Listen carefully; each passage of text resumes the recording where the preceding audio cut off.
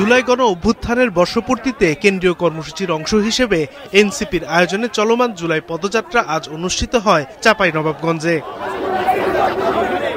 সকাল থেকে দলটির নেতাকর্মীরা শহরের শান্তিমোড় এলাকায় সমবেত হয়ে নওগাঁ থেকে আসা কেন্দ্রীয় নেতাদের বরণ করে নেয়। পরে দুপুরে নবাবগঞ্জ সরকারি কলেজ গেটে পথসভায় এনসিপির আহ্বায়ক নাহিদ ইসলাম নতুন দেশ গঠনের রাজনৈতিক ব্যবস্থা পরিবর্তন করার কথা বলেন।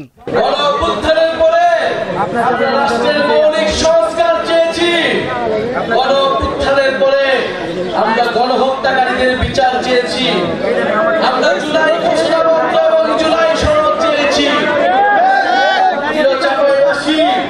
আমরা জানি এই সকল দাবি আপনাদের মনের দাবি। এ সময় তিনি রাষ্ট্র কাঠামো সংস্কারের দাবি তুলে ধরেন। দলের সদস্য সচিব বলেন, নতুন বাংলাদেশ বিনির্মাণে যারা বাধা দেবে তাদের জনগণ প্রতিরোধ করবে। আপনাদের কাছে জুলাই গণ অভ্যুত্থানের বার্তা নিয়ে, যেই বার্তা একটা ইনসাফ ভিত্তিক রাষ্ট্র কায়েমের জন্য আমাদেরকে স্বপ্ন দেখায়, যেই বার্তা একটা বৈষম্যহীন বাংলাদেশের স্বপ্ন দেখায়। রাজনৈতিক কারণে আমরা আর কোনো বৈষম্য দেখতে চাই না। যে রক্ত, যে শ্রম, যে জীবনের বিনিময়ে নতুন বাংলাদেশ প্রতিষ্ঠিত হয়েছে, সেই নতুন বাংলাদেশ আর পুরনো সিস্টেমে, আর পুরনো কায়দায় চলতে পারে না।